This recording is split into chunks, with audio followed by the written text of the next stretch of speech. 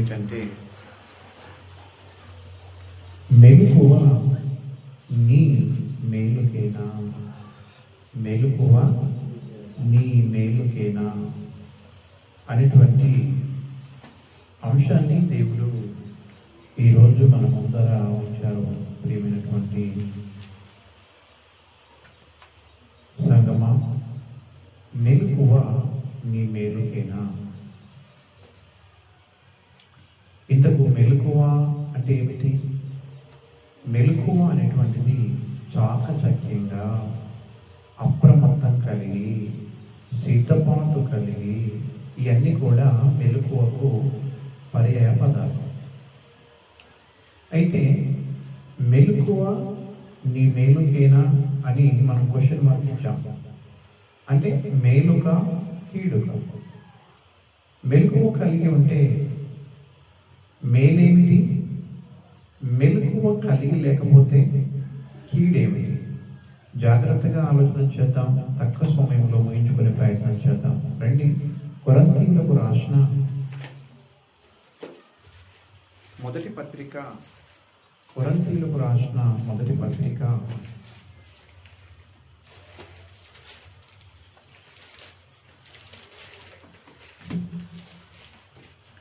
10వ అధ్యాయము 13వ వచనం. మెలకువగా ఉండుడి. సరిపోతుంది.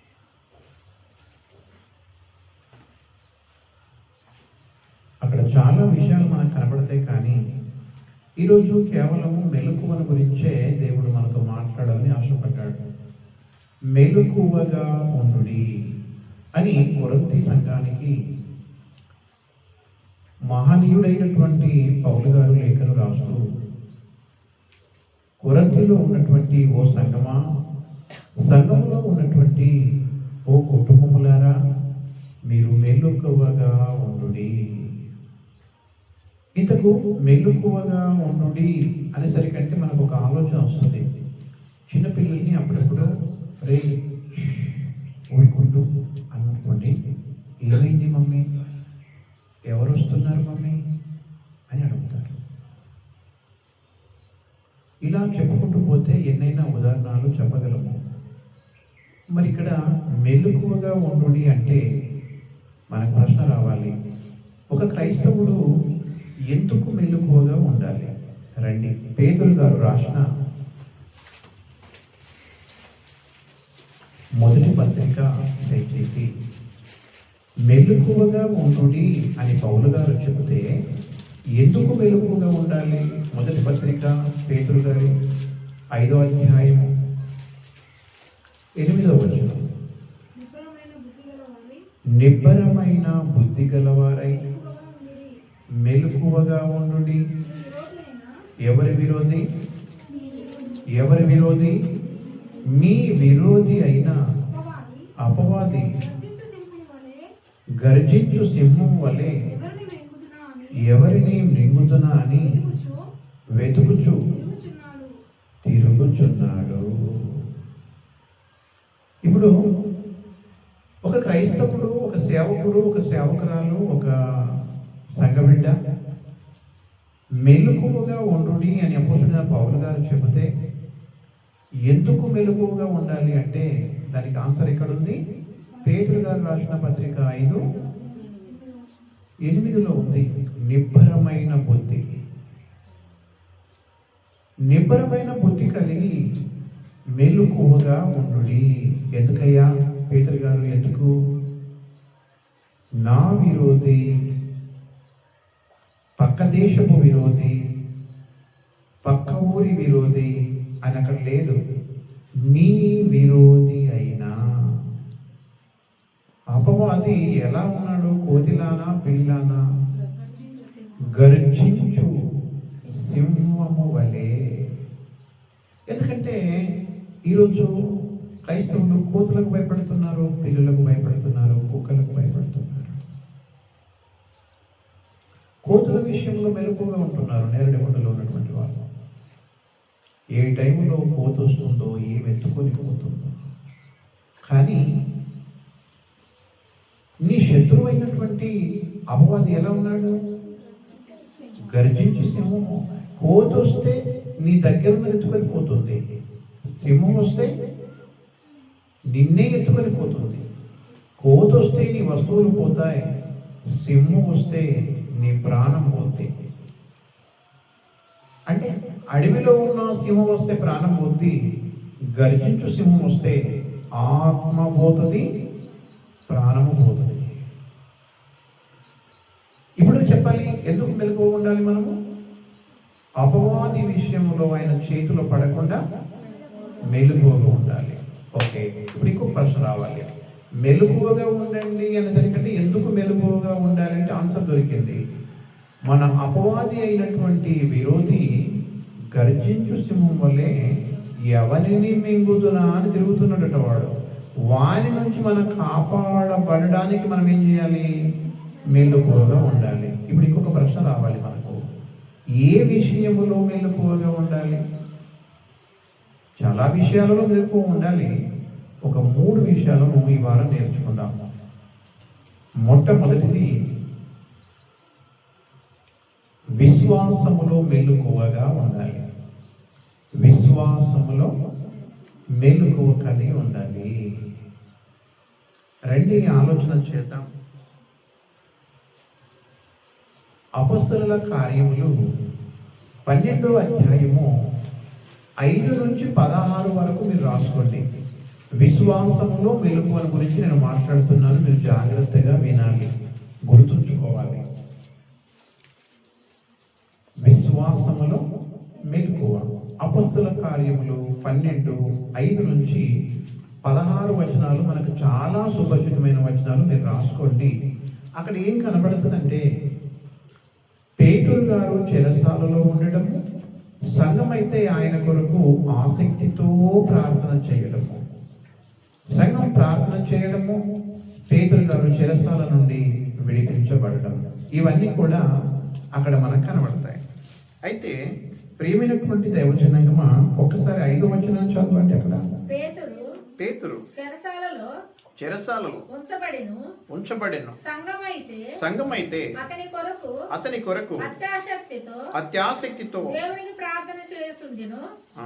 దేవునికి ప్రార్థన చేయుచుండెను. ఎలా చేస్తున్నారమ్మా ప్రార్థన? ఇది మర్చిపోకూడదు.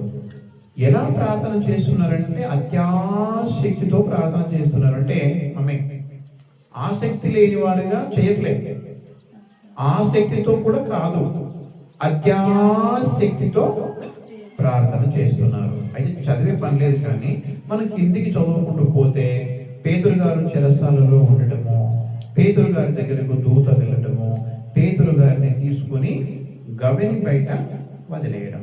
అప్పటి వరకు పేతురు గారు ఏమనుకున్నారంటే, నాకు దర్శనము క్షమించండి కలబడుతుందేమో అనుకున్నాడు ఆయన. కానీ తీర బయటకు వచ్చి చూస్తే చెరసాల తలుపులు తెరవబడడం, ఇనుప గడియలు పక్కకి వెళ్ళిపోవడం, ఆయన చెరసాల బయట రావడం. అప్పుడు అర్థమైంది ఆయనకు, ఇది కల కాదు, ఇది నిజమే, దేవుడి చెరసాల నుండి నన్ను బయటకు రప్పించాడని. ఆయన ఎక్కడికి వెళ్ళాడంటే, ప్రేమైనటువంటి దైవజనంగా ఒకసారి 12వ వచనం చదువుతారా? ఇట్లు ఆలోచించుకొని అతడు మార్కు అను మారు పేరు గల యోహాను తల్లి అయిన మరియ ఇంటికి వచ్చెను. అక్కడ అనేకులు కూడి ప్రార్థన. ఎలా ప్రార్థన చేస్తున్నారమ్మా? 5వ వచనం ప్రకారం వీళ్ళు అనేకులు కూడి అత్యాసక్తితో ప్రార్థన చేస్తున్నారు. ఓకే, తలవాకిట తలుపు తట్టుచుండగా రోదే అను ఒక చిన్నది ఆలకించుటకు వచ్చెను. ఆగండమ్మా, ఏ మెలకువను గురించి మాట్లాడుతున్నాం మనము? విశ్వాసపు మెలకువ. ప్రార్థన అత్యాసక్తితో ఎందుకు చేస్తున్నారు వీళ్ళు? దేని కొరకు చేస్తున్నారు? పేతురు గారు చెరసాలలో ఉన్నారు, ఉన్నటువంటి ఆయన చెరసాల నుండి విడిపించబడాలి. మా ప్రార్థన ఖచ్చితంగా పేతురు గారిని విడిపిస్తుందని నమ్మకం వారికి ఉందా లేదా? ఉంది కదా, రైట్. అయితే పేతురు గారు ఏం తట్టడం? అక్కడ తలుపు తట్టినప్పుడు ఎవరు విన్నారు? రోదే అని ఒక చిన్నది విన్నది. హల్లెలూయా. అక్కడ ఉన్నారు, వృద్ధులు ఉన్నారు, పెద్దలు ఉన్నారు, సేవకులు ఉన్నారు, అందరు ఉన్నారు అక్కడ. కానీ పేతురు గారి స్వరం ఎవరు విన్నారు? రోదే అనబడిన ఒక చిన్నది విన్నది. నేనేం మాట్లాడుతున్నానంటే విశ్వాసపు మెలకువ గురించి నేను మాట్లాడుతున్నాను. అందరూ ఏ ప్రార్థన చేస్తున్నారు? అత్యాసక్తి కలిగిన ప్రార్థన చేయించున్నారు. ఎవరు విన్నారు? రోదే అనబడిన చిన్నది విన్నదా? ఏం జరిగింది? పేతురు స్వరము ఒకటి తలుపు శబ్దం విన్నది, రెండవది పేతురు గారి స్వరము విన్నది.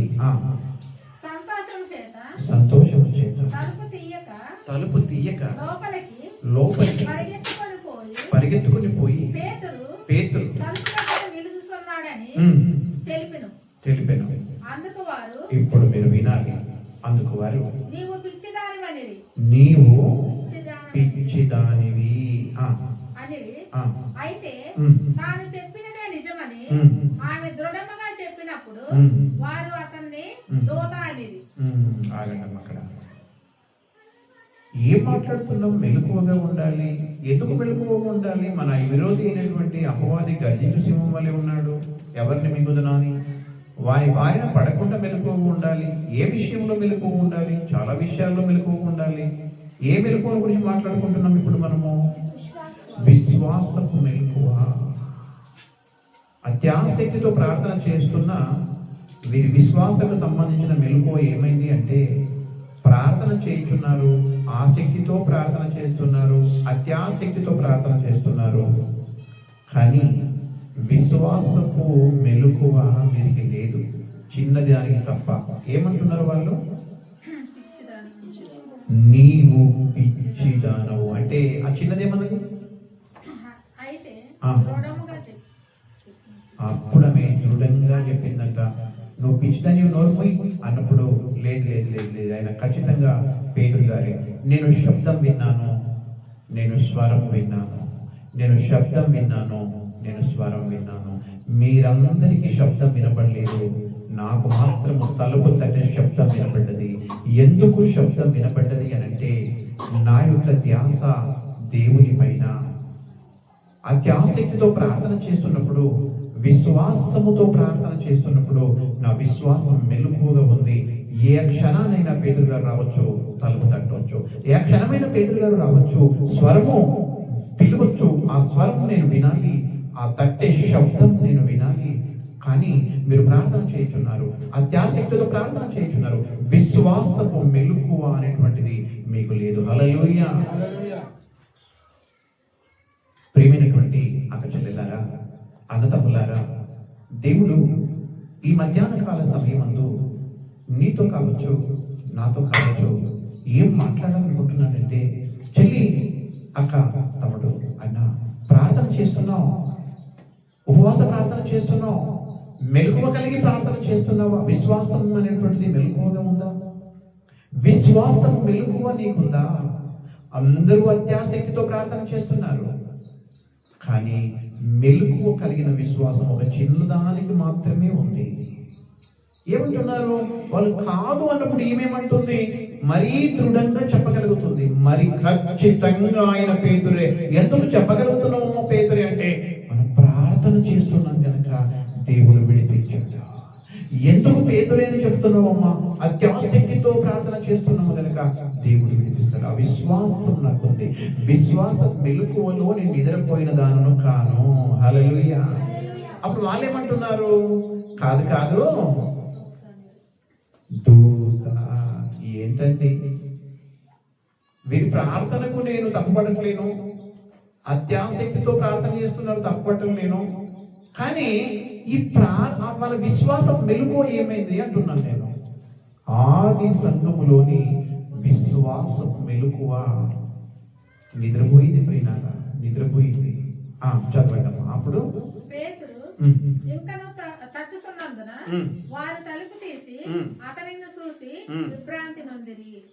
ఏంటంటే విభ్రాంతి నొందిరా. వీళ్ళు ప్రార్థన చేయకుండా వచ్చారా? పేతురు గారు కోసం వీళ్ళు ప్రార్థన చేయలేరా?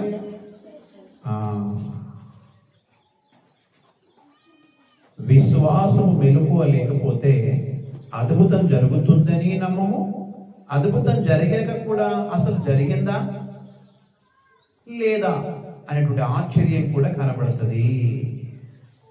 ప్రేమైనటువంటి దైవజనాంగమా, కానీ రోదే అనబడిన చిన్నదాని యొక్క విశ్వాసం మెలకువ ఎలా ఉందంటే, విశ్వాసం మెలకువ కలిగినటువంటి విశ్వాసం ఉంది, మిగతాలందరికీ లేదు. ప్రేమైనటువంటి దైవజనాంగమా, దేవుడు నీ ముందు నా ముందు ఈ మాటలు ఉంచుతున్నాడు. ఎందుకంటే నా ప్రియకుమారుడా, నా ప్రియకుమార్తె, నువ్వు పశ్చాత్తాపపడి ప్రార్థన చేస్తున్నావు, ఉపవాసం ఉండి ప్రార్థన చేస్తున్నావు, అత్యాసక్తితో ప్రార్థన చేస్తున్నావు, కానీ విశ్వాసం మెలకువ నీ లోపల లేదు. హల్లెలూయా. అది దేనికి సంబంధించిన ప్రార్థన చేస్తున్నావు, కానీ విశ్వాసపు మెలకువ లేదు. విశ్వాసపు మెలకువ లేకపోతే ఏమైంది? తలుపు తట్టాడు పేతురు గారు, ఎవరు వినలేకపోయారు. పిలిచాడు, ఎవరు వినలేకపోయారు. ఒక చిన్నది మెలకువ కలిగి వింటే అబద్ధమాడుతున్నావు అంటున్నారు. కాదు దేవుడు దూత అంటున్నారు. కాదు, పేతురు గారు వచ్చి నిలబడితే విభ్రాంతి నొందినట్టు. ఎందుకు విభ్రాంతి నొందాలి అంటే వీళ్ళు అత్యాసక్తితో ప్రార్థన మాత్రం చేస్తున్నారు, కానీ వారి లోపల విశ్వాసముకు సంబంధించిన మెలకువలో వాళ్ళు ఎదురుపోయారు. అలా ఎప్పుడు క్రైస్తవులు మనం ఉండకూడదు. దేని కొరకు ప్రార్థన చేస్తున్నామో దాని విషయంలో విశ్వాసంలో మెలకువ కలిగి ఉండాలి. మనం నిద్రపోయిన వారికి ఉండకూడదు. అద్భుతం జరిగిందన్న కూడా అమ్మ జరిగిందా అని ఆశ్చర్యపోకూడదు. ఎందుకు జరగది? నేను ప్రార్థన చేస్తున్నాను కదా, ఎందుకు జరగది? జరిగితే అంత ఆశ్చర్యం ఏముంది? దేవుని స్తుతించాలి అనారా, కానీ ప్రార్థన మాత్రం చేస్తున్నారు, విశ్వాసం మెలకువకి లేదు. రండి ప్రియమైనటువంటి దైవజనాంగమా, ఇక్కడ ఆలోచన చేస్తే కీర్తనల గ్రంథము 65:2 ప్రార్థన ఆలకించువాడా? ఆయన ఎవరు అని అంటే, ఆయన ప్రార్థన ఆలకించువాడు. సరిపోద్దమ్మా. ఆయన ఎవరు అంటే, ఆయన ప్రార్థన ఆలకించేటువంటి వారు. ప్రియమైనటువంటి దైవజనంగము, మన దేవుడు ప్రార్థన ఆలకించే దేవుడని ఎవరికి అర్థమైంది అని అంటే, ఈ రోదే చిన్నదానికి అర్థమైంది. ప్రార్థన చేయాలని ఎవరికి అర్థమైందంటే, అక్కడ ఉన్న సంఘానికి అర్థమైంది. అత్యాసక్తితో ప్రార్థన చేయాలని అర్థమైంది. కానీ ప్రార్థన ఆలకించే దేవుడు పేతురు గారిని విడిపిస్తాడు అనేటువంటి మెలకువ వారికి లేదు. కొరింథీయులకు రాసిన పత్రిక 15వ అధ్యాయం, కొరింథీయులకు రాసిన మొదటి పత్రిక 15వ అధ్యాయము 58వ వచనం. కాగా నా ప్రియ సహోదరులారా, మీ ప్రయాసము ప్రభువునందు అక్కడ ఆగండి. నా కుమార్తె, నా కుమారుడా, విశ్వాసం మెలకువలో నిద్రపోయిన దానికి ఉండకు. నీ ప్రయాసం ప్రభువునందు వ్యర్థము కాదని స్థిరులుగాను కదలిగాను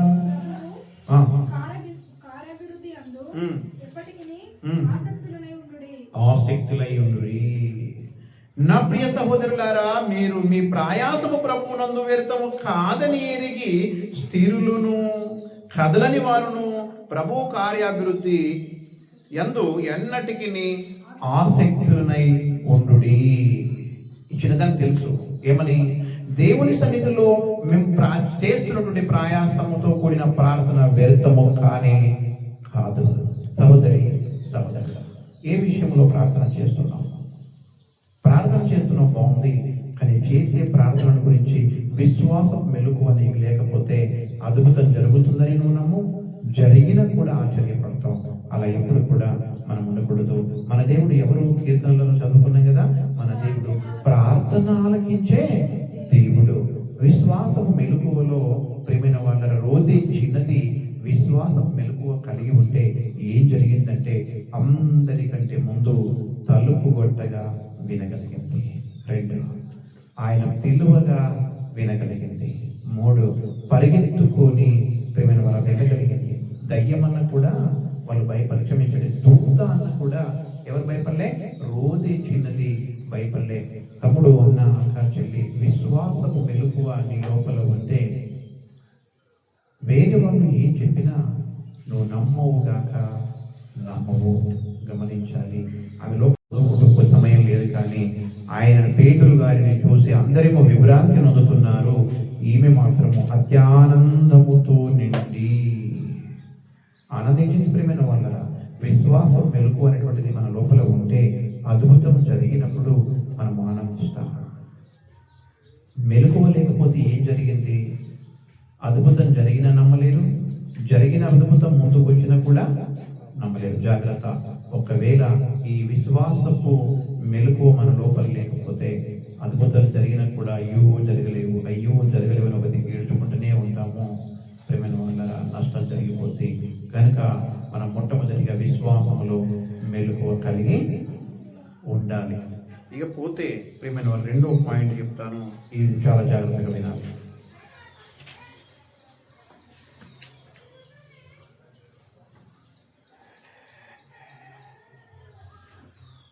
సాతాను స్వరమును వినడంలో మెలకువ కలిగి ఉండాలి. సాతాను స్వరం కావచ్చు, సాతాను మాట కావచ్చు. సాతాను స్వరమును వినే విషయంలో మెలకువ కలిగి ఉండాలి. ఎందుకన్నా వాని స్వరం వినే విషయంలో మెలకువ కలిగి ఉండాలి? ఇక్కడ ఒక ప్రశ్న. వాని స్వరం వినే విషయంలో మెలకువ ఎందుకు కలిగి ఉండాలి? రండి, యోహాను రాసిన సువార్త 8వ అధ్యాయము. యోహాను సువార్త 8వ అధ్యాయము 44వ వచనం. దయచేసి మీరు మీ తండ్రి అగు అపవాది సంబంధులు మీ తండ్రి దురాశలను నెరవేర్చు కోరుచున్నారు. ఆది నుండి వాడు ఒకటి దుష్టుని స్వరము గురించి ఎందుకు జాగ్రత్త ఉండాలంటే వాడు ఒకటి ఆది నుండి నరహంతకుడు. వాడు సత్యమందు నిలిచిన వాడు కాదంటే వాడు అసత్యవంతుడు. ఒకటి నరహంతకుడు, రెండవది అసత్యం పలుకువాడు. వాని యందు సత్యమే లేదు. వాడు అబద్ధమాడినప్పుడు తన స్వభావము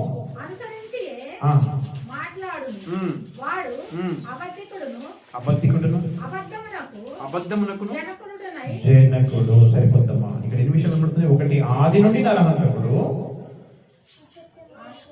రెండవది ఆయన దగ్గర అసత్యం ఉంది, సత్యమే లేదు, మూడవది అబద్ధమాడువాడు, నాలుగవది అబద్ధమునకు జనకుడు. ఇన్ని ప్రాబ్లమ్స్ ఉన్నాయి ప్రియమైన వాళ్ళ, ఇన్ని ప్రాబ్లమ్స్ ఉన్నాయి. కానీ శిరీషకుతో మాట్లాడకంటే ఎందుకు రానంటే, శిరీషక్క చాక్లెట్ బాగా తింటది, అక్కడ చూసి నువ్వు తింటావు, నీ కడుపునొప్పి వస్తుంది అన్నా. లోకేష్ గారితో ఎక్కువ ఉండకండి అని అంటే, ఆయన కూల్ డ్రింక్స్ బాగా తాగుతాడు, ఆయనకు పొట్ట వచ్చింది, నీకు కూడా వచ్చింది అంటే, ఒక వ్యక్తులతో తిరిగితే చిన్న ప్రాబ్లమ్స్ వస్తే మనం అనుకుంటామే. ఇప్పుడు అపవాది స్వరము మనకు అర్థం కాకపోతే, అపవాది మాట అర్థం కాకపోతే ఏం జరుగుతుంది? అసలు ఎందుకు అపవాది సాతాను స్వరం విషయంలో మనం మెలకువ కలిగి ఉండాలంటే, ఒకటి వాడు ఆది నుండి నరహంతకుడు, వాని దగ్గర సత్యమే లేదు, వాడు అబద్ధికుడే కాదు, అబద్ధానికి జనకుడు. ఇప్పుడు చూద్దాం, సాతాను స్వరము గాని మాట గాని గుర్తుపట్టని ఒక దైవజనుడి పరిస్థితి రాసుకోండి. సాతాను స్వరము గుర్తుపట్టని దైవజనుడు అని రాసుకోండి. ఏం జరుగుతుంది? సాతాను స్వరం గుర్తుపట్టకపోతే ఏం జరుగుతుంది చెప్తాను నేను. సాతాను స్వరము గుర్తుపట్టని లేదా సాతాను స్వరం విషయంలో మెలకువగా లేని దైవజనుడు.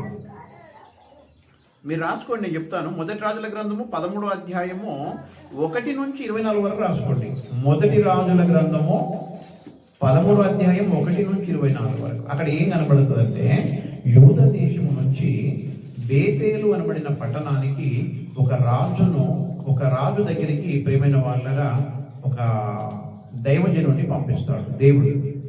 ఎందుకు పంపిస్తాడు? ఆ రాజు పేరు ఏంటంటే, మీరు ఖచ్చితంగా చదువుకోవాలి, మీకు అర్థమయ్యేంత వరకు ఇంటికి వెళ్ళిన తర్వాత దయచేసి చదవండి. 1 నుంచి 24 మొదటి రాజుల గ్రంథం 13 నేను ఇదంతా చదివించిన సమయం చదివిపోదు కనుక నేను చెప్పే విషయాల్లో కొన్ని మీకు అర్థమవుతాయో కావో కనుక ఇంటికి వెళ్ళిన తర్వాత ఖచ్చితంగా చదవాలి. ఇప్పుడు ఏ విషయంలో మాట్లాడుతున్నాం మనము శీలమ్మ? దైవజనుడు అంటే సాతాను స్వరం వినడంలో మెలకువలేని దైవజనుడు. గుర్తుపట్టకపోవడం అంటే మెలకువలేకపోవడమే కదా. మెలకువలేనటువంటి దైవజనుడు. ప్రియమైన వాళ్ళని ఇక్కడ మన స్టోరీ ఏం కనబడుతుంది అంటే, యెరోబాము అనేటువంటి ఒక రాజు బలిపీఠము దగ్గర నిలబడి ధూపం వేయడానికి ఉంటాడు. అయితే యెరోబాము రాజు యొక్క లక్షణాలు మంచి లక్షణాలు కావు.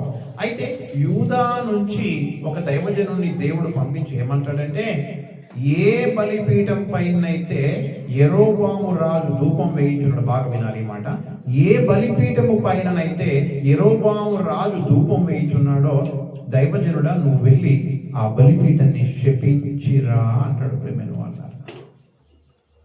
చాలా భయం అనిపించింది ప్రేమైన వాళ్ళ ఈ మాట విన్నప్పుడు.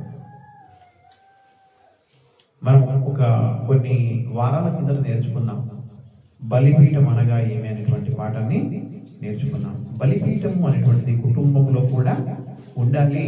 అది కుటుంబ ఆరాధనని కూడా మనం చూసాం కదా. అయితే దేవుడు ప్రేమైన వాళ్ళరా రాజు ధూపం వేయించున్న బలిపీఠం దగ్గరికి వెళ్ళి ఆ బలిపీఠమును శపించమని పంపించాడు. యాజకుడు క్షమించండి దైవజనుడిని.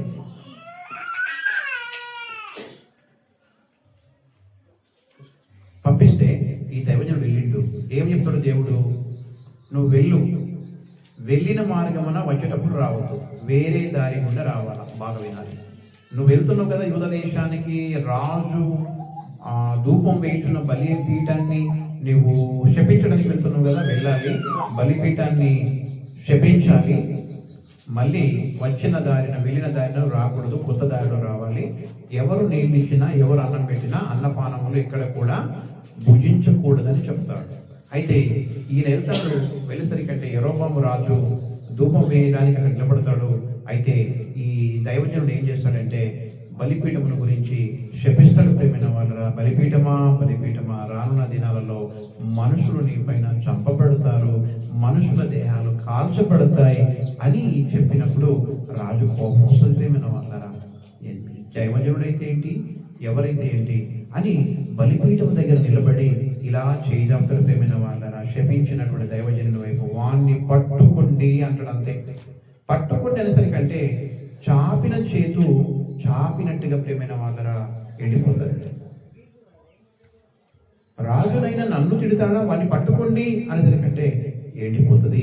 తిరిగి తీసుకుందాం చేతంటే రాదు ప్రేమైన వాళ్ళరా. అప్పుడు నిజంగా దేవుని సేవకుడే ఈ దైవజనుడిని గమనించి, అయ్యా నన్ను క్షమించు, ఏదో నాకు ఒళ్ళు కొబ్బరికి మాట్లాడనేమో కానీ నన్ను క్షమించు, నాకు ప్రార్థన చెయ్యు, నీ దేవుణ్ణి వేడుకో అన్నప్పుడు ఆ దైవజనుడు దేవుని ప్రార్థన చేస్తాడు. ప్రార్థన చేస్తే చేయి మళ్ళీ వచ్చేసినప్పుడు ఈ రాజు ఏమంటాడంటే, మా ఇంటికి వచ్చి దయచేసి అన్నపానములు పుచ్చుకుంటూ వెళ్ళయ్యా అంటే ఈ దైవజనుడు ఏం మాట్లాడుతాడో మీరు చూడండి. 7వ వచనం. అప్పుడు రాజు నీవు స్పీడ్ అక్క కొంచెం నీవు నా ఇంటికి వచ్చి అలసట తీర్చుకొను, నీకు బహుమతి ఇచ్చేదనని ఆ దైవజనుడితో చెప్పగా దైవజనుడు రాజుతో ఇట్లా నేను నీ ఇంటిలో సగము నీవు నాకు ఇచ్చినను, నీతో కూడా నేను లోపలికి రాను. ఈ స్థలమందు నేను అన్నపానములు పుచ్చుకొనను, అన్నపానములు పుచ్చుకొన వద్దనియు, నీవు వచ్చిన మార్గమున తిరిగి పోవద్దనియు యెహోవాకు చేత నాకు సెలవాయనని రాజుతో. ఎంత స్టాండర్డ్ ఏముంది యాజకుడా, దైవజనుడు. ఆ దైవజనుడు ఎంత స్టాండర్డ్ అండి. మీరు ఇక్కడ వినాలి. మొదటి వచ్చిన చదవండి ఒకసారి. సరిపోతుంది. దైవజనుడు రాజు పిలుస్తున్నాడు. ఏ రాజు? యెరోబాము రాజు. ఎందుకు? అలసట తీర్చుకో, అన్నపానములు తిను అని అంటే, నీ ఇంటిలో అన్నం కాదండో, ఇంటిలో సగము ఆస్తి నాకు ఇచ్చిన నేను రాను అంటే. నేను ఎందుకు ఈ మాట నొక్కి చెప్తున్నానంటే, సాతాను స్వరము ఈయన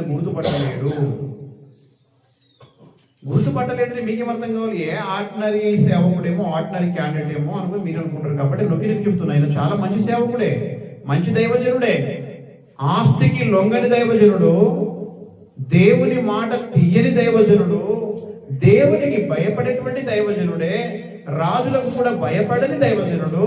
అందుకే నువ్వు సగం ఆశించిన కూడా ఇంటికి రాను, ఎందుకు రావండి అంటే, నా దేవుడు నువ్వు వెళ్ళిన మార్గంలో తిరిగి రావద్దనుడు, అన్నపానములు ఎక్కడ పుచ్చుకునవద్దని చెప్పాడని చెప్పి వేరే మార్గంలో వెళ్ళిపోతాడు. అయితే మీరు 11వ వచనం చదవకండి, కానీ చూసినట్లయితే 11వ వచనంలో ఒక ముసలి ప్రవక్త ఉంటాడు బేతేలు అనేటువంటి పట్టణంలో. బేతేలు అనేటువంటి పట్టణంలో ఒక ముసలి ప్రవక్త ఉంటే కుమారులు ఉంటారు. ఆ కుమారులు కూడా వెళ్ళి, అయ్యా నానా యూదా నుండి ఒక దైవజనుడు వచ్చిండు, దైవజనుడు వచ్చి ఇదంతా జరిగింది, బలిపీఠాన్ని శపించడము, రాజు చేయి చాపడము, రాజు చెయ్యి ఎండిపోవడము, రాజు కొరకు ప్రార్థన చేస్తే ఆ యొక్క రాజు బాధపడము, రాజు ఇంటికి రమ్మంటే నేను రాను, నీ ఆస్తిలో సగం భాగం ఇచ్చిన నేను రానని తిరిగి వెళ్ళిపోయాడంట. అన్నప్పుడు ఏ మార్గంలో వెళ్ళిండ్రు ఆయన అని చెప్తే, పలాని మార్గం వెళ్ళిందంటే గాడిదకు గంత కట్టి ముసలి ప్రవక్త. నిజంగా ప్లీజ్ ఇంటికి చాలా చదవండి, భయంకరమైన సబ్జెక్టు. ఈ ముసలి ప్రవక్త, ఈ ప్రవక్త ఏ ప్రవక్త? యెహోవా ప్రవక్తనే. ఈయన కూడా ఈ ముసలి ప్రవక్త ఏం చెప్తాడంటే, అయ్యా రా నా ఇంటికి భోజనం చేసి వెళ్ళమంటే, అయ్యా నేను రాను, వచ్చిన మార్గం తిరిగి రావద్దన్నాడు నా దేవుడు, ఎక్కడ అన్నపానములు పుచ్చుకొనవద్దంటే, అప్పుడు అంటాడండి, నేను కూడా దేవుని సేవకునే, దేవుడు నాతో చెప్పాడు, నిన్ను ఇంటికి తీసుకొచ్చి భోజనం పెట్టి పంపించి మరి నాతో చెప్పాడన్నప్పుడు బెండ్ అయిపోయాడండి. హల్లెలూయా. ఎక్కడ ఉంటుంది ఆ వచనము? చదవాలి. మొదటి రాజులు 13:18. క్షమించండి, 13:18. నేనును నీ వంటి ప్రవక్తనే. మరియు దేవదూత ఒకడు యెహోవా చేత సెలవు పొంది అన్నపానములు పుచ్చుకొనుటకై అతని నీ ఇంటికి తోడుకొని రమ్మని నాతో చెప్పినని అతనితో అబద్ధమాడగా అతడు తిరిగి అతనితో కూడా మరలిపోయి అతని ఇంటి అన్నపానములు పుచ్చుకొనెను. రాజు దగ్గర దయ్యము స్వరం విషయంలో మెలకుగా ఉన్నాడు, ఆస్తి దగ్గర మెలకుగా ఉన్నాడు, భోజనము దగ్గర మెలకుగా ఉన్నాడు. ఎవరు? దైవజనుడు మెలకుగానే ఉన్నాడు. ఏ విషయంలో పనిచేస్తుంది? ఎవరి లోపల? రాజు లోపల. ఎవరు? దయ్యం. అర్థమైంది, నా దేవునికి వ్యతిరేకమైన పని చేయిస్తున్నాడు కనుక ఈ మాట వినద్దని అర్థమైంది. ప్రేమైన వాళ్ళ దైవజనునికి రాజులో దయ్యము చొరబడి మాట్లాడడంలో వినడంలో మెలకుగా ఉన్నాడు, కడుపు అన్నం పెట్టే విషయంలో మెలకుగా ఉన్నాడు అని దయ్యం మాట్లాడుతుందని. ఆస్తి ఇచ్చిన కూడా నేను రానన్నాడు, కానీ ఎక్కడ మెలకువలేకపోయాడంటే, నేను కూడా నీ వంటి ప్రవక్తనే. నాతో మాట్లాడాడు దేవుడు, నువ్వు నా ఇంటికి రావాలి, భోజనం చేయాలి. బెండ్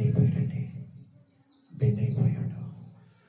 ఈ సందర్భాన్ని ముందర వచ్చి దైవ సేవకులు నేను తక్కువ చేసి మాట్లాడట్లేదు, కానీ తిమోథెయ గారికి తెలుసు, నాకు చాలా దగ్గర ఉన్నటువంటి ఒక ఉన్నతమైనటువంటి ఒకసారి నా దగ్గరికి వచ్చి, వాస్తవానికి మా సేవకులు ఎవరికి టైం ఇవ్వడండి, మా సేవకులు ఎవరికి టైం ఇవ్వరండి, మిమ్మల్ని చూస్తే మీ విశ్వాసాన్ని చూస్తే ఒకసారి మీ దగ్గరికి మీరు రప్పించుకుంటే బాగుంటుంది అని అన్నారు ఆయన. అప్పుడు నేను అన్నాను, సరేనండి చూద్దాం అన్నాను. లేదు మీ దగ్గరకు మీరు రమ్మంటే మా అమ్మగారు మా అయ్యగారు ఉపవాసం ఉండి దేవుడు పొమ్మంటే వస్తారు, వద్దంటే రాను అని చెప్పారు. అప్పుడు నేను అన్నాను, మొట్టమొదట నేను ఉపవాసం ఉంటాను, నేను ప్రార్థన చేస్తాను. తెలుసు అయ్య గారికి ముఖ్యంగా మాట్లాడాను, నేను ప్రార్థన చేస్తాను, దేవుడు ప్రేరేపణిస్తే నేను మీ అయ్యగారిని అమ్మగారిని పిలిపిస్తానని చెప్పాను. ప్రేమైన వాళ్ళ ముసలి ప్రవక్తతో మాట్లాడినటువంటి దేవుడు దైవజనుడితో వెళ్ళవద్దన్న దేవుడు వెళ్ళని మళ్ళీ చెప్పడా? క్రైస్తవ్యం ఎక్కడ మోసపోతుందంటే, ప్రేమైనటువంటి దైవజనంగా ప్రవచనాలని అలా అని మళ్ళీ నమ్మను అని అనకండి. ప్రవచనాలు నమ్ముతాను, దేవుడు నాకు తెలియజేస్తే ప్రవచనం నేను చెబుతాను. చాలా చెప్పినవి కూడా ఉన్నాయని మీకు తెలుసు. డబ్బే దేయమని, పరువు ప్రతిష్టలు పెరగాలని, దేవుడు చెప్పాడని, దేవుడు మాట్లాడాడని అమంతంగా విశ్వాసులైనటువంటి బిడ్డల యొక్క విశ్వాసాన్ని మట్టి కలిపిన సేవకులు తెలుగు రాష్ట్రాలలో లేకపోలేరు.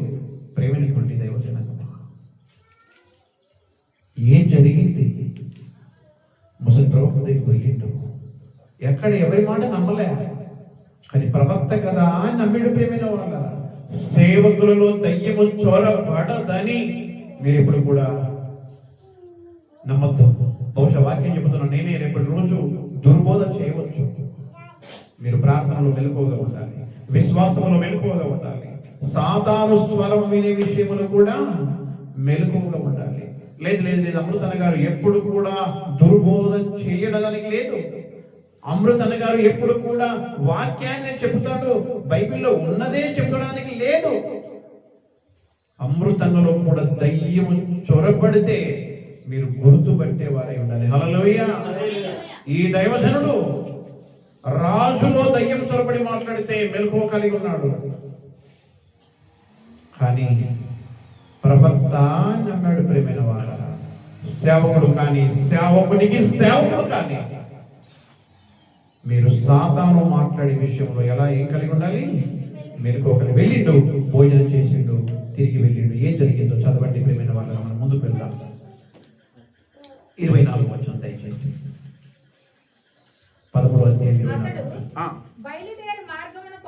బయలుదేరి మార్గమున పోవుచుండగా ఒక సింహం అతనికి ఎదురుపడి అతనిని చంపెను. ఏం జరిగింది? సాధారణ మాటల విషయంలో మనం ఏం కలిగి ఉండాలి? మెలకువ కలిగి ఉండాలి. మెలకువ కలిగి లేకపోతే ఏం జరిగింది? ప్రాణ నష్టం జరిగింది. హల్లెలూయా. వాడు యోహాను సువార్త 8:44లో చూసాం. సాతాను మాటల విషయంలో మనం ఎందుకు మెలకువ కలిగి ఉండాలంటే, వాడు ఆది నుండి నరహంతకుడు. చంపాడా లేదా? ఇప్పుడు ఎవరిని? దైవజనుడిని. వాడు అబద్ధమునకు జనకుడు. ఎవరిని చొరబడి అబద్ధం ఆడాడు? ఎవరిని చొరబడి అబద్ధం ఆడాడు? Very good. ముసలి ప్రవక్తలో చొరబడి అబద్ధం ఆడాడు. ప్రేమైన వాళ్ళ, అమ్మా నా భార్య కదూ, నా భార్య కదూ, నా భర్త కదూ అనుకుంటా. ప్రేమైన వాళ్ళ నమ్మాలి. ఏం జరిగింది? అబద్ధానికి జనకుడు నమ్మిండు, మెలకువ కలిగి లేడు, ప్రాణాలను కోల్పోయిండు. ప్రేమైన వాళ్ళ యోహాను గారు రాసిన మొదటి పత్రిక దయచేసి. యోహాను గారు రాసిన మొదటి పత్రిక 4:1 చాలా బాగుంటుంది ఈ వచనం. మొదటి పత్రిక యోహాను 4:1. ప్రియులారా, అనేకులైన అబద్ధ ప్రవక్తలు లోకములోనికి బయలుదేరి వెళ్ళి ఉన్నారు. ఎందరు? కొందరా?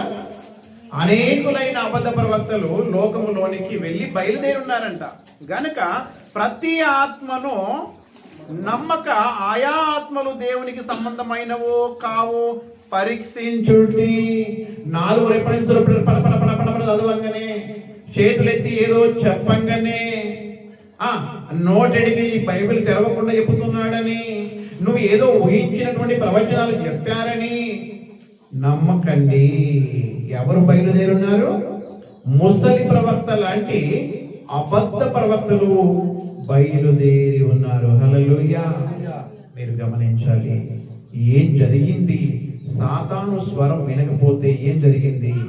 ప్రాణము పోయింది. సహోదరి సహోదరుడా, సాతాను మాటల విషయంలో మీరు మెలకువ కలిగి ఉండండి.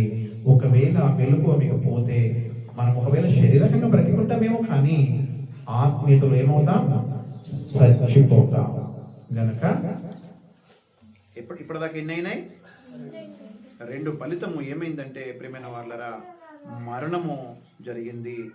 ప్రియమైన దైవజనంగా సాతాను మాటల గురించి మెలకువ కలిగిన ప్రియమైన వాళ్ళరా, ఈ మెలకువ లేనటువంటి దైవజనుని చూసాం. మేఘనమ్మ బ్యాక్ పెయిన్ వస్తే వెనక చేయాలి కొంచెం ముగించుకున్నామమ్మా. వెనక చేయాలి ఇబ్బంది అనిపిస్తే చేయాలి కొంచెం. అయితే ఇప్పుడు మెలకువ కలిగినటువంటి యేసుక్రీస్తును చూద్దాం. సాతాను మాట్లాడగా మెలకువ కలిగినటువంటి యేసుక్రీస్తుల వారి విషయంలో మనకు కనబడుతుంది. మెలకువ కలిగిన యేసుక్రీస్తు. మెలకువ లేనటువంటి దైవజనుడు ఏం జరిగింది? మెలకువ లేకపోతే ప్రాణం పోయింది. మెలకువ కలిగినటువంటి ఒకరిని చూద్దాం. ఆ ఒకరే యేసుక్రీస్తు. మత్తయి గారు రాసిన సువార్త మనందరికీ చాలా తెలుసు. 10వ అధ్యాయము 21 నుంచి 23 వరకు త్వరగా. సాతాను మాట్లాడగా మెలకువ కలిగినటువంటి యేసుక్రీస్తు. 21 నుంచి 23. అప్పటి నుండి తాను యెరూషలేమునకు వెళ్ళి పెద్దల చేతను ప్రధాన యాజకుల యాజకుల చేతను శాస్త్రుల చేతను అనేక హింసలు పొంది చంపబడి మూడవ దినమున లేచుట అగత్యమని యేసు తన శిష్యులకు తెలియజేయ మొదలు పెట్టగా పేతురు ఆయన చెయ్యి పట్టుకొని పేతురు గారు ఆయన చేయి పట్టుకొని ప్రభువా ప్రభువా అది నీకు దూరం అవును గాక అది నీకు దూరం అవును గాక అది నీకెన్నడను కలగదని ఆయనను గద్దింపసాగాను. అయితే ఆయన పేతురు వైపు తిరిగి యేసు ప్రభుల వారు పేతురు వైపు చూసి సాతానా సాతానా నా వెనుకకు పొమ్ము. నా వెనుక. ఎవరు మాట్లాడారు? మాట్లాడుతుంది ఎవరు? మాట్లాడిస్తుంది ఎవరు? మాట్లాడుతుంది ఎవరు? ఎవరు? పేతురు గారు. మాట్లాడిస్తుంది దయ్యం. కనబడుతుంది పేతురు, వినబడుతుంది పేతురు గారి స్వరము. లోపల ఉన్నది దయ్యము. నేను యెరూషలేమునకు వెళ్ళవలసి ఉంది, అనేక శ్రమలు పొందవలసి ఉన్నది, దెబ్బలు తినవలసి ఉంది, సిలువను ఎక్కవలసి ఉంది అంటే, ప్రభువా నా దేవుడు నీకు ధైర్యం ఇచ్చును గాక, నా దేవుడు నిన్ను ఆ సిలువలో జ్ఞాపకం చేసుకును గాక, మూడవ దినమున ప్రవచనములు నెరవేర్చుట కొరకు నేను పరలోకము చేయుట కొరకు నువ్వు తిరుగు లేచును గాక అని ప్రార్థన చేసి ప్రభువును ప్రోత్సహించవలసినటువంటి పేతురు గారిలో దయ్యం చొరబడి, ఏం జరగాలి? సిలువ మరణము జరగకూడదు, యేసు ప్రభుల వారు రక్తము చిందించకూడదు, మూడవ దినమున లేవకూడదు, ఏ ఒక్క మనిషి కూడా పరలోక రాజ్యానికి చేరకూడదు. మాట ఎలా ఉంది? పేతురు గారి మాట ఎలా ఉంది? ఇప్పుడు ఫర్ ఎగ్జాంపుల్, అయ్యా ఇప్పుడు నాకు దెబ్బ తినబోతున్నాను, నేను చనిపోబోతున్నాను నేను అన్నాడు అనుకోండి, అది నీకు దూరమవును గాక అంటే అందులో ఏం కనబడుతుంది? మనకు ప్రేమ కనబడుతుంది. ఎలా వస్తాడు దుష్టుడు? పెద్ద వెంట్రుకలు కట్టుకొని, కాళ్ళ గజ్జలు కట్టుకొని, కంజలు పట్టుకొని గల్ గల్ జల్ జల్ వస్తాడు అనుకుంటున్నారా మీరు? మనకు ఆ దయ్యాలకు భయం, ఆ దయ్యాలకు భయం. అప్పుడప్పుడు ప్రార్థన కూర్చుంటాం మేము, చిన్నగా మా చిత్తలు వచ్చి, డాడీ ఒకే పాట పాడదాం ఈరోజు, చిన్న చిన్న మాటలు, ముద్దు ముద్దు మాటలు, డాడీ సంఘంలోని అన్ని కుటుంబాల కొరకు వద్దు ఈరోజు, అందరిని కలిపి ఒకటేసారి చేసేద్దాం. ఎవరు మాట్లాడిస్తున్నారు? సాతాను మాట్లాడిస్తున్నాడు. జాగ్రత్త. ఎవరు? పేతురు గారు, యేసుక్రీస్తుల వారి శిష్యుడు. ఎవరు పేతురు గారు? కొండపైకి ముగ్గురు వెళ్తే ముగ్గురిలో ఒకరు. ఎవరు పేతురు గారు? ఏంటంటే క్రైస్తవం ఈరోజు చాలా షరతు లేకుండా, భయం లేకుండా ఉంటుంది. పేతురు గారి లోపల చొరబడినటువంటి దుష్టుడు నీ లోపల నా లోపల చొరబడరని మీరు అనుకుంటున్నారా? చిన్నగా చొరబడతారండి, చిన్నగా చొరబడతారు. ఎలా? మిడ్సులు బాగా వస్తున్నాయి, కళ్ళలో నుండి నీళ్ళు వస్తున్నాయి. ఎందుకో వాక్యం ప్రిపేర్ అవ్వడం అనిపించట్లేదు అంటే అప్పుడు ఉంటుంది, నా భార్య టైం బాగుంది కదా, ఇంకా పడుకో కాసేపు అయితే ఏం పర్వాలేదు, కళ్ళలో నీళ్లు కారిన పర్లేదు, దేవుని కొరకు కళ్ళు పోయినా పర్లేదు, ప్రార్థన చేస్తే కూర్చో, రాయి వాక్యం కంప్లైంట్ చేసి పడుకో. ఇది దైవ స్వరము. అయితే మాట ఎట్లా కనబడుతుంది అంటే, చాలా మనల్ని ప్రోత్సహిస్తున్నట్టే కనబడుతుంది ప్రియమైన వాళ్ళ. అవును కదా, నా కొరకే కదా, నా కొరకే కదా అన్నట్టే అనిపిస్తుంది ప్రియమైన వాళ్ళరా. ఆ స్వరము దయ్యపు స్వరము. స్వరము నీ భార్యదే కావచ్చు, స్వరము నీ భర్తదే కావచ్చు, స్వరము నీ కుమార్తెదే కావచ్చు. మాట్లాడుతుంది నీ భర్త అయినా, మాట్లాడిస్తుంది దయ్యము అనే విషయాన్ని మర్చిపోకూడదు, మర్చిపోకూడదు. ప్రేమైన దేవజనమా, సాతాను స్వరం వినడంలో కావచ్చు, సాతాను మాట వినడంలో కావచ్చు, మెలకువ కలిగిన యేసుక్రీస్తులో మెలకువను చూస్తున్నాం. యాజకునిలో, దైవజనులో మెలకువ లేకపోవడంతో ఏమయ్యాడు? చచ్చిపోయాడు. ప్రేమైన దేవజనమా, దయ్యపు మాటలు ప్రేమైన వాళ్ళ ఎలా ఉంటాయంటే, ప్రేమ చూపించేటట్టు ఉంటాయి, నమ్మించేటట్టు ఉంటాయి, కానీ దేవుని మాటలు కొన్నిసార్లు ప్రేమ గుచ్చినట్టుంటాయి, కానీ ఖచ్చితంగా అది నిలబెడుతుంది. మొన్నటి దినాన ఒక చెల్లెలతో నేను మాట్లాడుతున్నాను, ఒక విషయంలో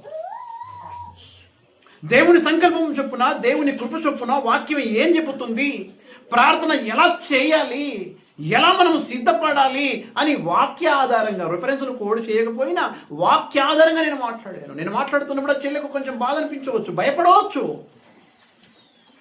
కానీ కొన్ని ఏళ్ళ తర్వాత ఆ చెల్లెకి తెలిసిద్ది, అయ్యగారు చెప్పిన మాట నిజమే, వాక్యానుసారంగా చెప్పారు ఆయన అని. నేను ఈరోజు ఇప్పుడు సంతోషపరచడానికి, ఇప్పుడు ఏదో ఆమెను ఏడుపు నుండి విడిపించడానికి, బాధ నుండి విడిపించడానికి, అమ్మ ఏం పర్లేదు నేను 21 రోజు కోసం ఉంటాను, ఏదైనా ఆయన చేయగలడా అంటే చేయగలడా? ఏదైనా చేయగలడా? హీలుబొమ్మ నా దేవుడు, మట్టి కుండనా? ఆయన ఏదైనా చేయగలడు అనడానికి చేయగలడు. ఆయన ఏదైనా చేయగలడు. నీకు మేలు చేసేది ఆయన ఏదైనా చేయగలడు. నీకు కీడు చేయది ఆయన ఏది కూడా చేయడు. గనుక మనం ఎలా ఉండాలి అంటే, మీకు ఆశ్చర్యం ఏర్పడొద్దు. కొరింథీయులకు రాసినటువంటి 2వ పత్రిక 11వ అధ్యాయము 14వ వచనము. కొరింథీయులకు రాసిన 2వ పత్రిక 11-14. ఇది ఆశ్చర్యము కాదు, సాతాను తానే వెలుగు దూత వేషము ధరించుకొనిచున్నాడు. సాతాను తానే ఏ దూత? వెలుగు దూత వేషము వేసుకుని చిన్నగా సేవకుల దగ్గరికి వస్తున్నాడు, చిన్నగా విశ్వాసుల దగ్గరికి వస్తున్నాడు, చిన్నగా ప్రార్థన దగ్గరికి వస్తున్నాడు. ఎలా వస్తున్నాడు? అకరూపంలో, చెల్లి రూపంలో, అత్త రూపంలో, అకరూపంలో వచ్చి చిన్నగా వచ్చి కూర్చుంటున్న వాళ్ళరా, అమ్మో అమ్మో ఎలా ఎలా ఎలా వెలుగు దూత, వెలుగు దూత చేతిలో బైబిల్ ఉండింది, తెల్లబట్టలే అలా అని చెప్పేసి తెల్లబట్టలు అని చెప్పేసి వేసుకునే వారు నేను దయచేసి క్షమించండి. అలా ఉద్దేశించి మాట్లాడుతున్నాను, నేను సందర్భాన్ని మాట్లాడుతున్నాను. తెల్లబట్టలు నేను కూడా ధరిస్తాను, అన్నీ ఉంటాయి. లోపల దయ్యం ఉంటాడు. జాగ్రత్త జాగ్రత్త జాగ్రత్త. వాడు వెలుగు దూత వేషం వేసుకుని ప్రియమైనటువంటి దేవజనంగా మన మధ్యలోకి వస్తాడు అనేటువంటి సంగతిని మనం ఎప్పుడు కూడా మర్చిపోకూడదు. అందుకే ఎలా ఉండాలి మనము? మత్తయి గారు రాసిన సువార్త 10వ అధ్యాయము 16వ వచనము. మత్తయి గారు రాసిన సువార్త 10వ అధ్యాయము 16వ వచనం. ఇదిగో తోడేళ్ళ మధ్యకు గొర్రె పిల్లలను పంపినట్టు నేను మిమ్మల్ని పంపుచున్నాను గనక పాముల వలె వివేకులను. సరిపోద్ది. వివేకము అంటే మెలకువ. సాతాను మాటన, దేవుని మాటన, దయ్యం మాటన, దైవం మాటన. ఎక్కడున్నాం మనము? ఎవరి మధ్యకు పంపించినట్టు? తోడేళ్ల మధ్యకు పంపించినట్టు మిమ్మల్ని పంపిస్తున్నాడు దేవుడు. సేఫ్ జోన్ లేమంటే మనము సేఫ్ జోన్ లేదు, చింత లేదు, భయం లేదు, బాధ లేదు. ఓకే, దేవుడు మనతో ఉన్నంతకాలం ఏది లేదు. కానీ దేవుడు మన చేతి విడిస్తే మన జోన్ అనేటువంటి డేంజర్ జోన్ అండి, రెడ్ సిగ్నల్ పడినటువంటి ప్రాంతము ఈ యొక్క భూలోకం. మిమ్మల్ని మీ విరోధి అయినటువంటి అపవాది గర్జించు సింహం వలె ఎవరిని మింగుదునాని తిరుగుతున్నాడు వాడు. గనక ప్రేమైన వాళ్ళు ఎలా ఉండాలి మనము? పాముల వలె వివేకం కలిగి ఉండాలి. కట్టు విషయంలో, బట్ట విషయంలో, డబ్బు విషయంలో, తిండి విషయంలో, ఆఖరికి ఒంటి విషయంలో వివేకము కలిగినటువంటి క్రైస్తవుడు ఆత్మకు సంబంధించినటువంటి వివేకము కూలిపోయాడండి. దయ్యం మాట్లాడుతుందా, దైవం మాట్లాడుతున్నా తెలివైనటువంటి పరిస్థితికి దిగజారిపోయింది. కానీ యేసుక్రీస్తు వారు, సాతానా, పేతురు గారు, వెరీ గుడ్ 12 మందిలో నా బాధ నీకు అర్థమైంది అన్నాడా? అల్లా. సాతానా వీనికి పో అన్నాడు.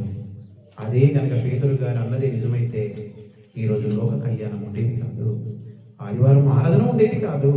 ప్రేమైన వాళ్ళని ఏం జరిగింది మెలకువ కలిగి బ్రతుకుతే అంటే చెప్తారు రండి. లోకము నాకు కళ్యాణము దొరికింది, లోక కళ్యాణం జరిగింది. ప్రతి పాపం నుండి మనుషుడు విడిపించబడ్డాడు. శిలువ మరణము ప్రేమైన వాళ్ళ జరిగింది. సాతాను మాట ఇరుట్లో మెలుకో కలిగి ఉంటే, ఒకటి లోక కళ్యాణం, రెండోది శిలువ మరణం, మూడోది పునరుత్థానము పొందుకున్నాడు యేసుక్రీస్తు వారు, నాలుగోది చరిత్ర 2 భాగాలుగా ఉంచబడ్డది. హల్లెలూయా. నీ జీవితంలో కొత్తదనం కనబడాలి అంటే, నీ జీవితంలో అనేకులకు నీవు ఆశీర్వాదకరంగా మార్చబడాలి అంటే, నీ జీవితం యొక్క చరిత్ర సృష్టించాలి అంటే దయ్యము మాట్లాడుతున్నప్పుడు నువ్వు ఎలా కలిగి ఉండాలి? మెలకువ కలిగి ఉండాలి. యేసుక్రీస్తు వారు మెలకువ కలిగి లేకపోతే శిలువ మరణము జరిగేది కాదు, పునరుత్థానము జరిగేది కాదు, చరిత్ర 2 భాగాలుగా విభజించబడేది కాదు. ఈరోజు చనిపోయిన తర్వాత మనిషికి రక్షింపబడితే పరలోకమే ఉండేది కాదు.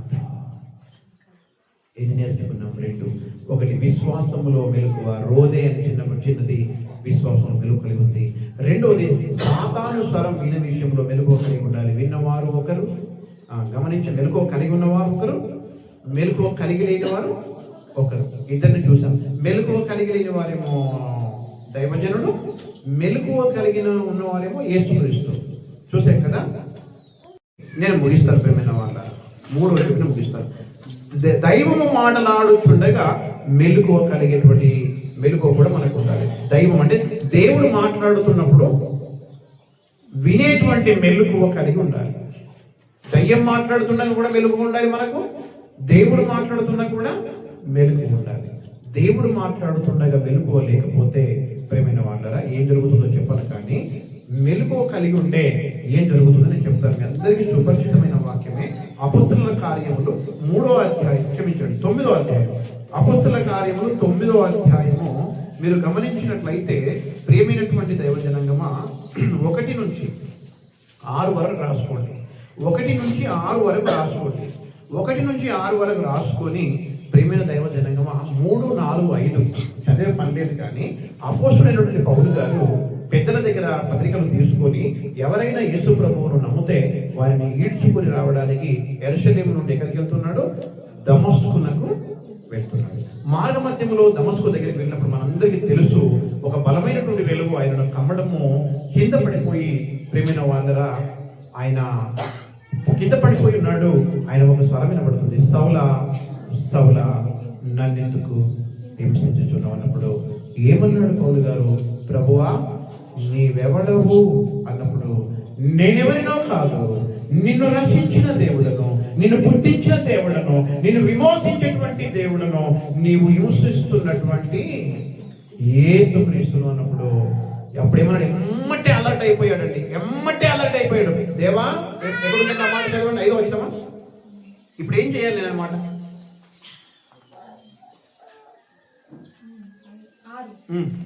లేచి పట్టణంలోనికి వెళ్ళుము. 5 ఒకసారి.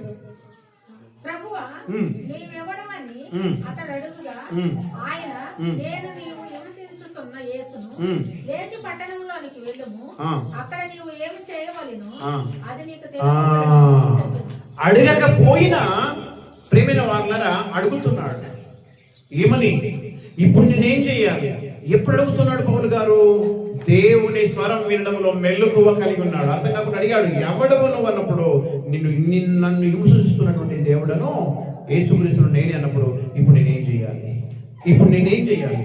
సహోదరుడా, అక్క చెల్లి, అన్న తమ్ముడు, దేవుడు కొన్నిసార్లు వాక్యం ద్వారా నీతో మాట్లాడుతున్నప్పుడు వాళ్ళ కొరకే వీళ్ళ కొరకే అనకూడదు. వివేకం ఏంటి? మెలకువ కలిగి ఉండాలి. మెలకువ నా కొరకేనా, నా కొరకేనా, నా కొరకేనా, నా కొరకేనా అడగాలి, అడగాలి, అడగాలి. అప్పుడు పౌలు ఏమడిగారు? ఎవరు నీవెవరు అని అడిగితే నాకేనా ఈ మాట, నాకేనా ఈ మాట నీవు అడగాలి. అవును నేను దేవుడను, యేసుక్రీస్తును అన్నప్పుడు పౌలు గారు ఏమన్నారంటే నేనేం చేయాలి? తమ్ముడు, అక్క, అన్న, చెల్లి, మీ వాక్యము మీ చెవుల్లో గుండా చొరబడి గుండెల్లో చొచ్చుకుంటే అది నీకే అని అనిపిస్తే నువ్వేం చేయాలి? ఏడ్చి ఊరుకోకూడదు, భయపడి ఊరుకోకూడదు, తలదించుకొని ఉండకూడదు, వాళ్ళ కొరకే వీళ్ళ కొరకే అని అనుకోకూడదు.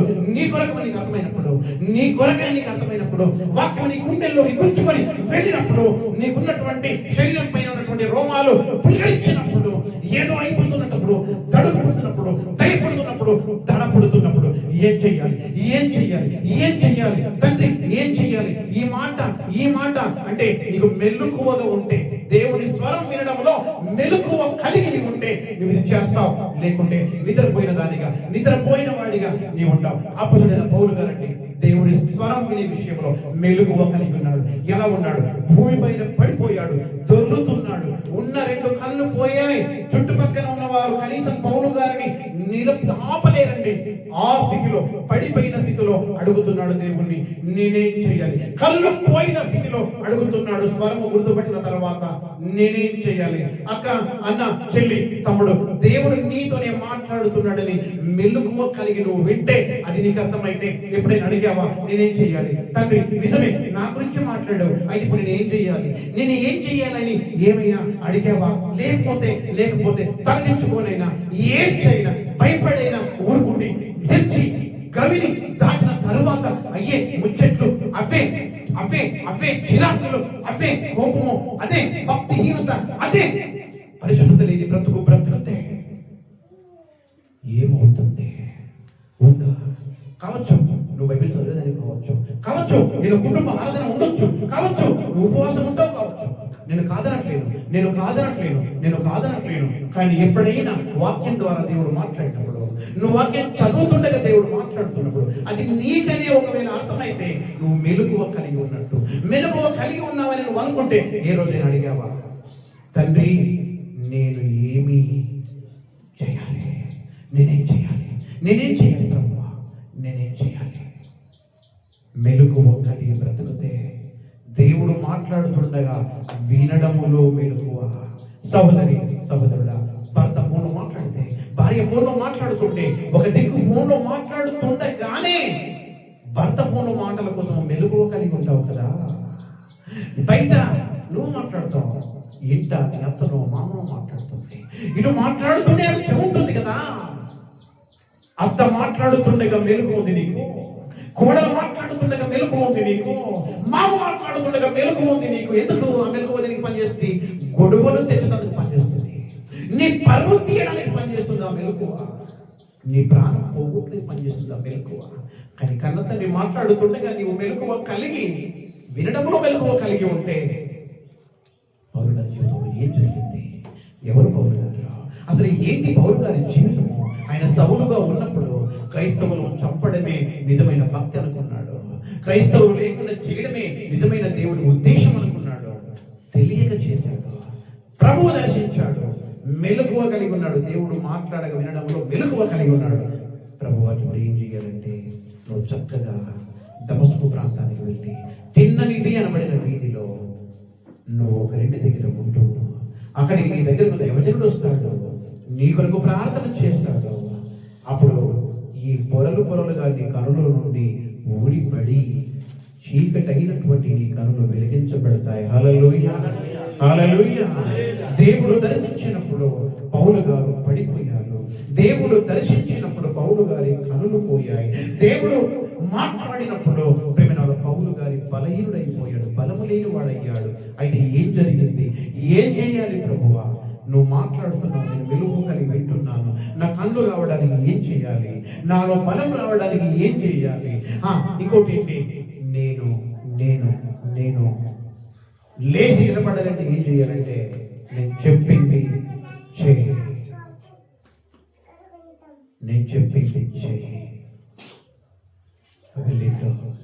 ప్రేమ వాళ్ళ గుడ్డి కళలు, బలహీనుడు, నడవలేని స్థితిలో యూదా అనేటువంటి సహోదరుడు అననీయ అనబడిన దైవజనుడు వచ్చి సౌలు కొరకు ప్రార్థన చేయగా, సౌలు గారి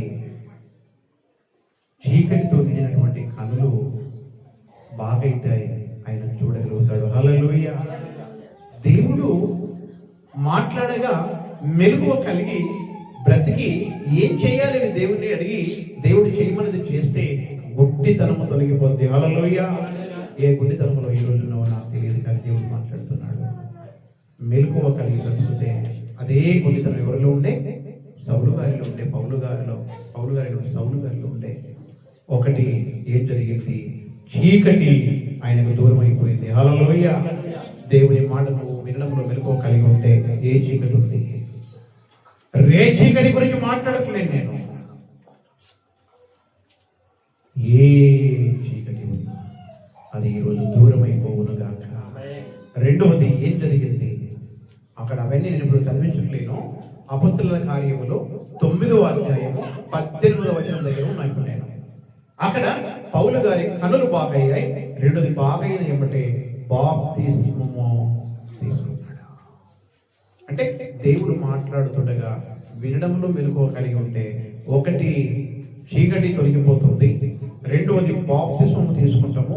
అదే అధ్యాయంలో భోజనము చేసి బలము పొందేను అనే మాట ఉంటుంది. బలహీనుడవా నిన్ను కొట్టి బిగ్ బాస్ లా నా దేవుడు గట్టిపరుస్తాడు అనట్లేదు, కానీ నీ బలహీనతల నుండి నా దేవుడు నిన్ను బలపరుస్తాడు, బలపరచునుగాక. ఒకటి చీకటి పోయింది, మెలకువ కలిగి దేవుని మాట విన్నందుకు. రెండోది బాప్తిస్మం తీసుకున్నారు. మూడోది భోజనము చేసి బలపరచబడ్డాడు. నాలుగోది సంఘ సావాసము కలిగి అనేక రోజులు సంఘ సావాసం కలిగి ఉన్నాడు. దేవుని మాట విన్నందుకు ప్రియమైనటువంటి దైవజనంగమా, అందుకే సామెతల గ్రంథకర్త 8వ అధ్యాయము 34వ వచనంలో ఈ మాట రాశాడు. అనుదినము నా గడప యొద్ద కనిపెట్టుకొని, నా ద్వారబంధకముల యొద్ద కాచుకొని, నా ఉపదేశము వినువారు ధన్యులు. ఆదివారమేనా? అనుదినం వినాలి. వినడానికి ఎక్కడ కూర్చోవాలి? గడప దగ్గర. సీరియల్ ముచ్చట్లు మాట్లాడాలి కాదు, మనము గడపలో కూర్చోడానికి. గడపలో కూర్చునేది దేవుని మాట వినడానికి కూర్చోవాలి ప్రేమైన వాళ్ళరా. అందుకే ప్రేమైనటువంటి దైవజనంగమా, మీరు ఆలకించండి. ఏం మన ఈరోజు టైటిల్ అంటే, మెలకువ నీ మేలుకేనా.